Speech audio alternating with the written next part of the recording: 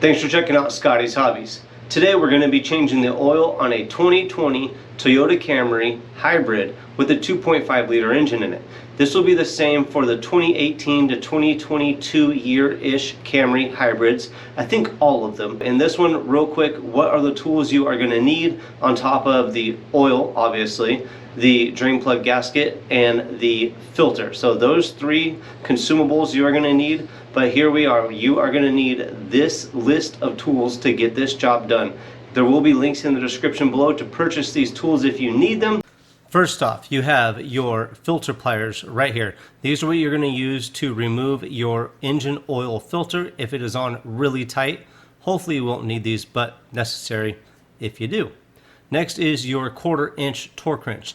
This is what you're going to use to properly tighten the oil drain plug onto the engine or the oil pan. Make sure you use a torque wrench. It's very, very recommended in this situation. Next is the 1/4 inch drive with a 14mm deep socket. It doesn't necessarily have to be a deep socket, but that helps or gives you some range or movement to be able to loosen the oil drain plug pretty easy. And last is the 10mm deep socket on a 1/4 inch palm ratchet. That makes it so you don't over tighten the screws going into the engine cover on the bottom. And that's it. Pretty basic tools and pretty basic consumables to get your oil change done on the Toyota Camry and RAV4 and the Avalon. Simple DIY maintenance that can be done at home. Thanks for watching my video. If this video helped you out, make sure you comment below. Let me know the year, make, model, vehicle, engine size of the vehicle that this video did help you on.